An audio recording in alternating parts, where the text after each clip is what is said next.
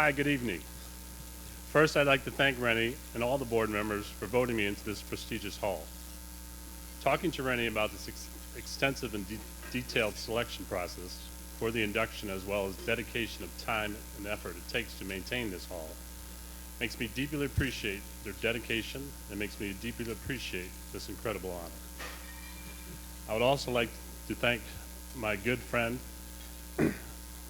starting with my teammate, ex-teammate, George Rafferty, for nominating me, and Shane Quackenbush for the second nomination. Thank you both very much. I would also like to thank one of my baseball teammates since Little League at Jubic, and my good friend who just left because their daughter water broke, so they had to go.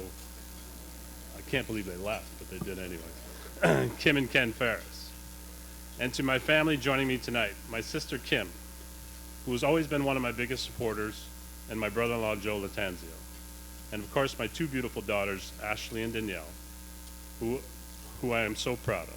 Ashley, a successful doctor of chiropractic, Danielle, a trial lawyer that is following in her mom's footsteps. And I'm also thankful to my son-in-law, Zach, Ashley's husband, who has become a true son to me. And last, to my beautiful wife, Lisa, who has put up with me through thick and thin, always putting up with my happy, sad, and even grumpy moments as a player and a coach. When I got the call about this honor, I called my wife at work. Now, I dislike talking on the phone, so I never call my wife at work. I'm also not a fan of being photographed for any reason. She would always say to me, "When you're dead, we will have nothing to remember you by." I can't tell you how many times she has said that to me. So I called my wife at work and I said, "Honey, when I'm dead, you will have a way to remember me now." She said, "What are you talking about?" I said, "Well, honey, you don't have to worry about photos of me. It's all changed now.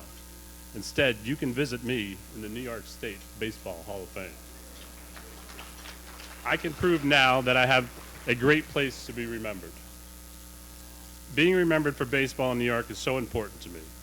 I was born and raised in Troy, New York. Growing up in Troy, we did seasonal sports like everyone else. Perfecting your baseball craft back then isn't like it is today's world of private lessons, indoor batting cages, and thousands of dollars for equipment. Back in those hot summer days, we would grab somebody's lawnmower, cut out a field in an empty lot, and play baseball until it was dark. That was the game I fell in love with. I started out like everyone else, playing in all the youth and amateur leagues, high school, college, dreaming one day, like everyone, becoming a pro player. And then it finally happened. My dream came true. I was offered and signed a contract with the Toronto Blue Jays. Although my Blue Jay career did not last as long as I had hoped, my boyhood dream came true. I got to experience and play with some great players. My roommate and good friend was John Cerruti. I played with Jesse Barfield and Tony Fernandez. I played against players like Paul O'Neill, Sid Fernandez, and Dick Schofield. I got the pleasure of meeting Pete Rose and Mike Schmidt at spring training talking about hitting. Though my dream came to an end, it was the I'm sorry, my page stuck. It was the greatest time of my life, fulfilling my boyhood dream that most don't get to experience. And now I'm head softball coach at Hampshire Regional High School. That was my baseball journey. This baseball journey taught me so many life lessons that I try to pass on to my players I still coach today. Be the best you can every day in and day out. Act your best even when things don't go your way. Do this by believing in the ones around you, your teammates. Work hard. Don't take the game and life for granted because things just don't get handed to you. And most of all, have fun. Enjoy the game. Enjoy the time you have with your teammates because those are the simple but special moments in life. The moments of having a catch, playing pepper, the laughs, the pranks. It's not just the game that you remembered, it's also the special time with your teammates, developing the friendships that last a lifetime. Because in the end, your body will not cooperate with your continued ability to play, and your mind says it can, but your body starts to tell you the truth. The love of the game will stay with you as will your great friendships. It all comes to an end one day, faster than you think. It's funny, I get text calls now sometimes from players I've coached over the years, and they tell me, I don't think I want to play anymore. Whether it's college or travel ball, the first thing I ask them is, are you still having fun? Do you still enjoy everything there is about what you're doing? If they say no to these questions, then you know in your heart it's time. It's funny now, obviously I'm old. I still miss all the physical parts of playing, but it's the days of hanging in the parking lot after a game, or going to Skippers and hanging with the guys is what I miss the most.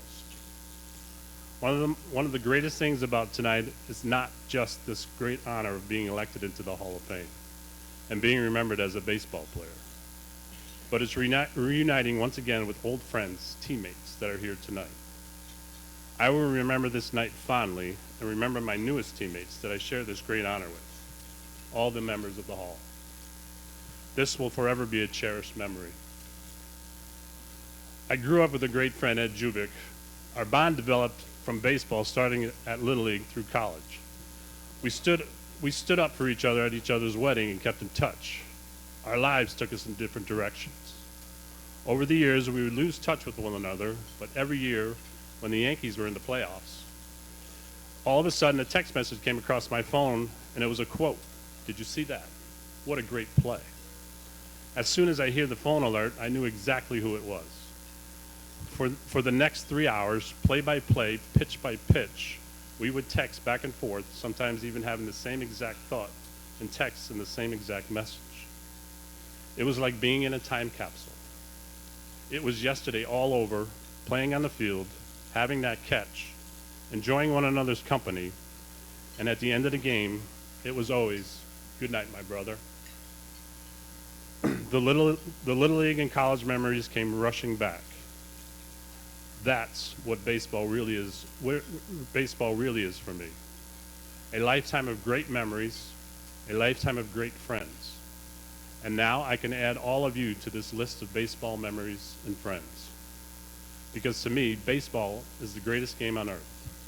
It helped me learn the true meaning of friendship and brotherhood. Thank you again to all my friends, family, teammates, and to all my players that I've ever coached. Thank you.